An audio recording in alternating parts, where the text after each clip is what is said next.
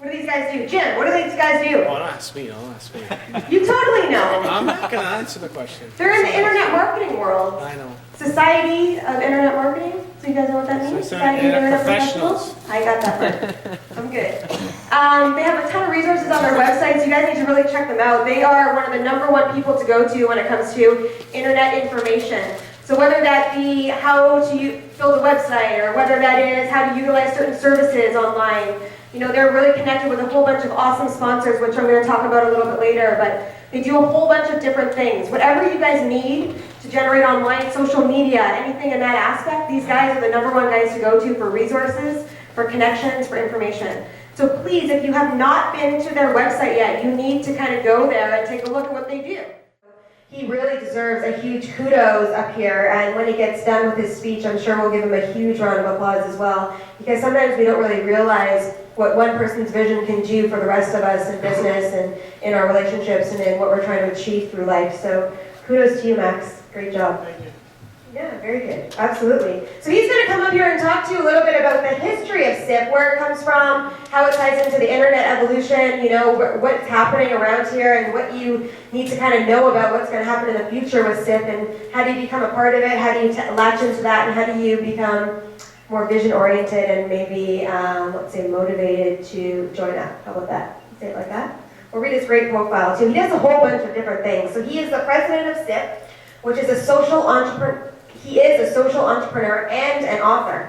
He is a retired IT and e-marketing specialist, and he is the founder of Society of Internet Professionals, www.sipgroup.org, and the Life Transformation Institute. So he runs another business as well, because he's an entrepreneur. Why wouldn't he, right? And that website is called life-transformation-institute.org. He evangelizes leveraging the internet, speaks at conferences, and runs 3 social groups with a mandate to transform people's lives. Now he is writing books on a holistic lifestyle, and the first one is 7 Holistic Steps to Dental Health. Okay, let's have a conversation about this. Internet marketing, to life transformation, to dental health. Hello? Anyone else seeing the trend here? No? Entrepreneur all the way through. How about that? Yeah? You would think that after spending a lifetime with IT and the internet, he would write about technology. Maybe he also has that in his pipeline too. So there is a reason why you have not seen him much lately. For those of you that know him well, he's been busy with other pursuits in his life. Obviously, we can tell. So I will not take up any more of his time. This mic is for you, and come up here and share all of your great wisdom with everyone.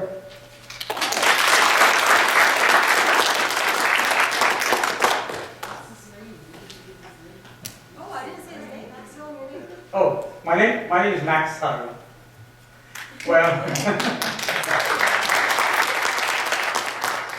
okay. I always forget. Thing we should do in the last. I like to do it right up front here. See, first thing I want to say is I want to thank our sponsors for making this happen. 3 of them. Actually, there are 4 of them. Let me just name them all over again. Number 1, Brain Hunter. Number 2, Rygar Insurance Brokers. Number 3, Use My Services. And 4th one, which is absent here, but nevertheless they are the sponsor, called Multi-View Canada. It's an American company. They are the one responsible for putting together our weekly newsletter. It's a phenomenal exercise and effort. They actually pull technology news from around the world, around the different sources, and send to you in your mailbox every Tuesday morning. And when you subscribe to this newsletter, you become, and in a way, I'm agreeing with Colleen, and you are a member, but no, you are an associate of SIP, you know. And of course, if you want to become a member, you can do so. And we actually have a good thing going this year. We're giving you a discount. 2 things people have asked me in the networking thing. Number 1 question I've always been asked, what is SIP? Number 2, why SIP? What SIP has achieved? What is it for you? So I'm going to address all that, along with some internet issues. Joseph done a beautiful job of telling you what's going on right from the day internet started from and today. I'm sure some of you must have heard the phrase, is internet God or is internet religion? Right? Now, Joseph's presentation actually proved that, yes, it is a religion, it's a God, and I'll tell you how. He used the word ubiquitous, and he said that internet is omnipresent. You must have heard this word omnipresent for Almighty. So to me, internet is becoming a religion or God, whichever way you like to look at it. But we won't go there.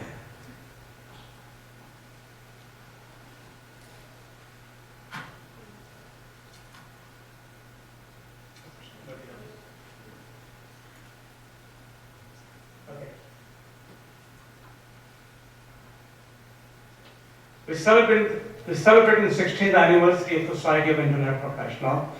You would like to know, wouldn't you, that why did I establish SIP and how it came about? It's quite an interesting story.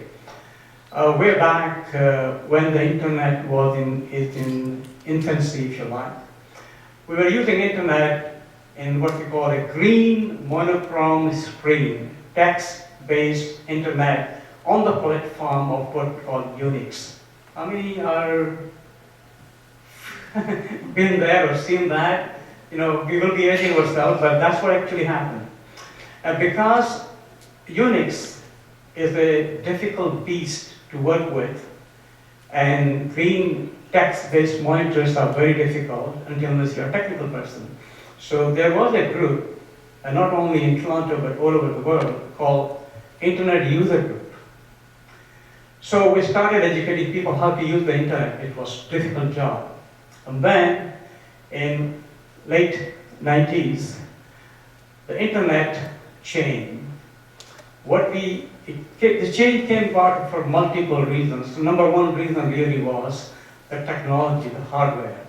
From green-based monitors, we started getting color monitors and graphical user interface, which is the same thing as Windows or Apple when they came out Windows and all that. When that thing happened, all of a sudden, the text-based browsing became Mosaic. Remember Mosaic browser? So it was easy to use, and everything started, ease and very easy to use. So, I come from IT education, you see, background. I was running a training company in Europe and I was running a training company in Canada. And I said to myself, well, I can see the internet taking off. And when internet does, how will the employer going to get trained people? How? This will be a new technology. Remember, at the end of the last century, HR people used to tell us that next century we will have jobs for which the industry doesn't even exist. Remember that? So the internet was the first one. See, this internet actually gave us a new job, new industry. So the second question was, if we train people and people who come for the internet job, how the employer will know they are the right people? These two criteria. It's what they call competency criteria, the standards of industry. So coming from the education background, I thought, well, one way to do is to establish standard for various competencies. So we started working on the competencies for web design, web development, system administration. Years went by, and then voice over IP, years went by, and the internet law, the privacy, identity theft, and so on and so forth. And we used to grant people who actually sit in the examination or get accredited for all the competency we design to get a designation from us called VIP. But as you know, internet exploded, really exploded. Not only the internet, but the jobs, the competency, the tasks, everything is so exploded. We just could not keep up with the moving target. So we dropped that ball. We said, well, no, we can't. Although our competencies were used by many governmental and not-for-profit and HR agencies around the world, actually used to ask for permission, can we use it, can we use or format it, and so on and so forth.